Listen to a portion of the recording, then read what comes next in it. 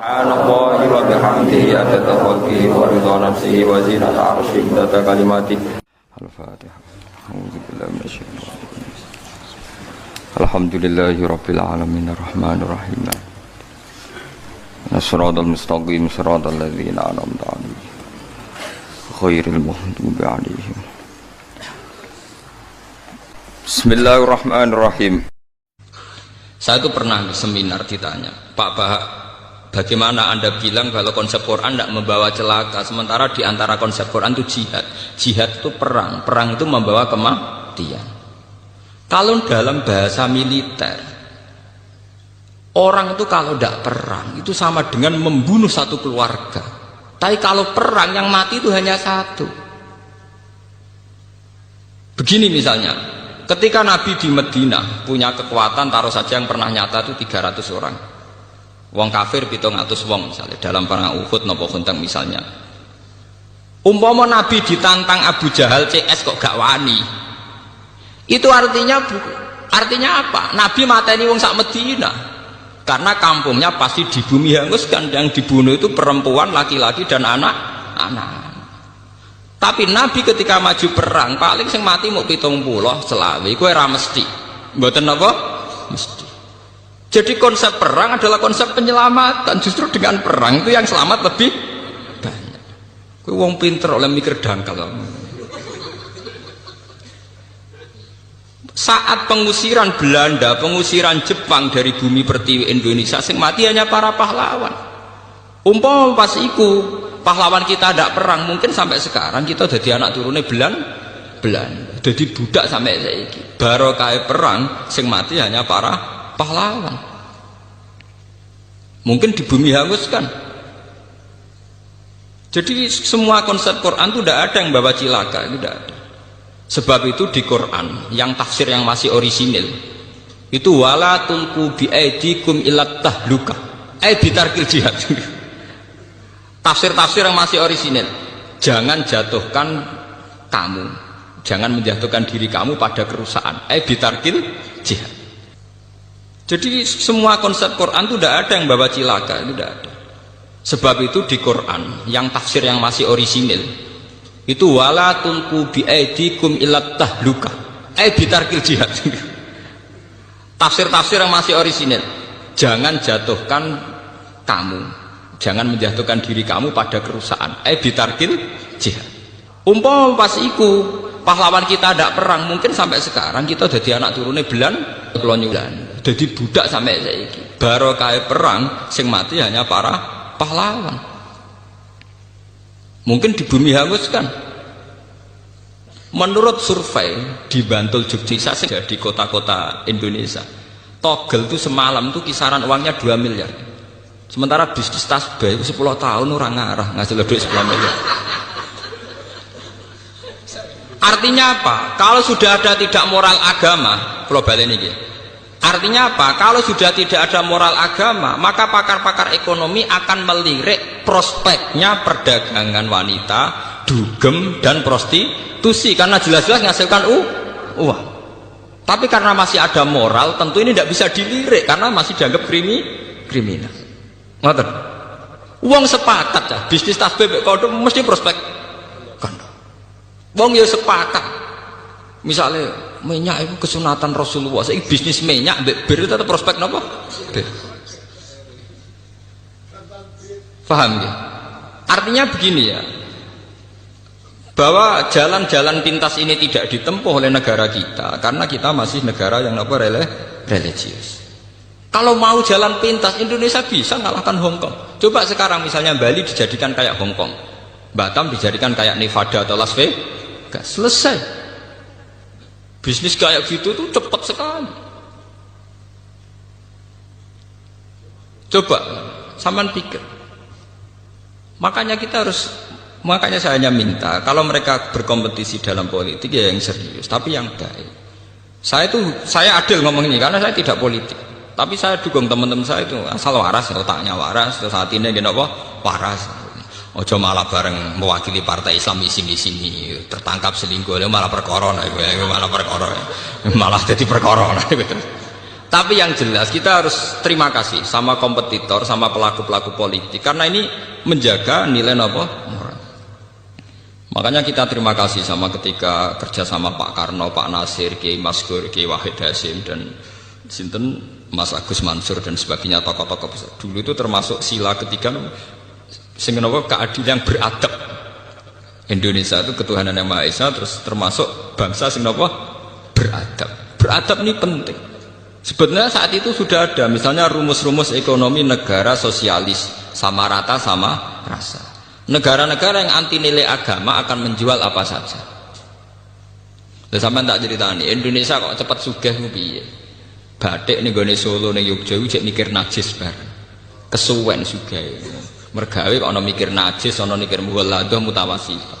Sementara Cina bekas kondomnya dadi aksesoris. Kondomku kontaineran. Mlebu ning pabrik dadi napa? Aksesoris, wong ora ana najis. Indonesia kok ora boros piye? Misale celana dalam bar dinggo wis mlebu limbah, digone jare najis mbok jijik. Cara Cina ora ana jijik najis. Bekas kondom meneh ada celana dalam, kondom karuan kondom. Niku limbahe dadi aksesoris perempuan. Kita kan sering banyak ada limbah. Angger nganggep jijik utawa najis kan enggak dipakai lah lagi. Sementara mereka enak saja. Mulane wonten kanca kula sing kurang ajar, kowe roh Gus bab wong barat cepet sugih, wong Islam cepet melarat. Lah wong Islam kok esok Gus, lha piye? Nganggo klambi kok jubah sarung gak kakean. Lah wong barat klambi mau cukup katokan cekak irit. Ditangkep wong barat itu luwih fashion Gus. Mulane cepet apa? Sugih. Wong Islam boros. Sarungan klambinan jek jubah, kadang rangkep-rangkep jek serbanan iku ngentekno donya Gus. Cangkemmu. Sajane ora ngono cara berpikir. Wong Islam sugih-sugih. Mergo wong barat gak tau nganggo klambi sing wis dadi. Jadi cara cangkem sing elek, nak wong kathokan cekathok mbek kaosan porot itu dadi klambi rung dadi kok dienggo. Mergo cara wong Islam iku lagi kethokan pertama. Dalam teori wong Islam klambi lagi ngono jenenge kethokan apa? Pertama, urung dadi. Cara mereka wis klambi napa? Dadi. Paham ya?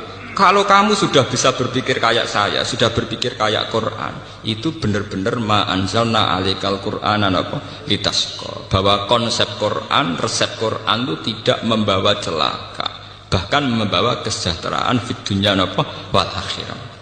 Jadi masalahnya kita sebagai pelaku muslim, sebagai kiai, sebagai ulama, sebagai tokoh Islam, banyak sesuatu yang dilarang Islam tapi menjadi mental kita. Kayak susah gitu. Itu barang haram ra ketara. Tapi pembunuhan sejati itu pembunuh sejati susah. Berapa potensi manusia yang dibunuh oleh sifat galau, sifat napa susah.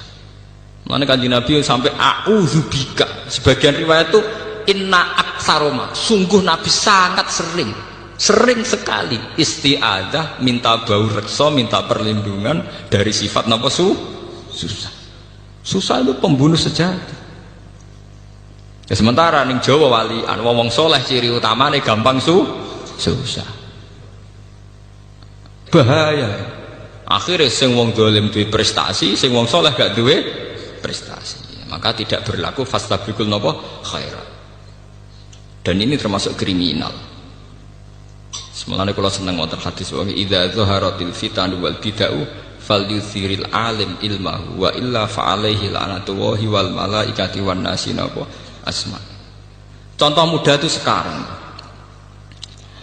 Dulu ketika kita miskin, bangsa Indonesia miskin, itu ketika era Soeharto itu orang bilang karena bangsa kita itu SDM-nya rendah. Muni SDM, pokoknya tersangkane itu petani SDM. Tapi ketika kejahatan perbankan terungkap, zaman rame-rame kasus BLBI, itu sampai 1.000 triliun. Pinten 1.000 apa? Triliun. Itu orang terus tahu semua bahwa ada sistem yang salah dalam tata negara kita, sehingga kita yang miskin tambah nopo miskin. Artinya lumayan ketika ada aktor intelektual yang membongkar kasus itu lumayan. Artinya lumayan itu ya betul sebagian kemiskinan kita karena SDM itu serasa dibakas ya betul, sekarang betul. Tapi tetap diantara faktornya karena ketidakadilan. Misalnya uang negara dirampok oleh oknum tertentu. Artinya ini kan barokahnya falyudhir alim ilmahu itu, barokahnya orang yang paham dunia itu mau menerang kan. Kalau ndak ya kita akan tersangka terus gitu loh, dikira kita miskin itu karena salah kita tok, bukan salah kelola. Ngoten, paham ya? Tetap barokah.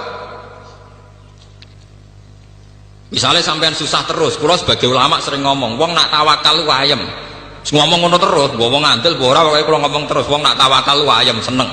Kalau wong susah terus, nggih kula karek ngekek resep, salam gak tawakal bar lumayan tuh. Karena ada kaidahnya, berarti yang susah tidak melakukan sifat napa? Tawakal. Misalnya kula sebagai ulama akan ngomong terus, sedekah itu penting. Nah, tapi golek duit angel dikekno wong gak iman, Gus. Terus ulama marahi. Yang kamu kasihkan orang itu yang abadi, karena nanti kamu panen di akhirat. Nggih, kamu panen apa? Di akhirat. Justru yang kamu pakai pribadi itu rawan ndak abadi, karena kadang nuruti nafsu. Sehingga kita mulai punya tradisi sing dikekno wong iku sing abadi. Ya kita akan ngomong gitu terus. Jangan sampai rumus sedekah ini kalah dengan rumus golek duit angel kok diajar kon ngekeki wong. Karena yang ngomong gini tuh ngomong terus, wong medit tuh ngomong terus. Lah jangan-jangan ulama kalah, ulamanya juga harus ngomong sing mbok kekno wong dadi sangum ning akhirat. Jangan sampai sing medit kampanye golek duit angel-angel dikekno wong meracuni ulama, sementara ulama ra iso mempengaruhi pikirane wong medit. Iku ulama kualik jenenge, paham? Mestine ulama sing mengaruhi wong awam, ora kok wong awam mengaruhi ulama. Itu pentingnya fastabiqul apa? Khairan. Itu juga butuh kompetisi dan butuh kontinu. Artinya ya kudu ngomong terus. Falidhri alim napa? Ilmu.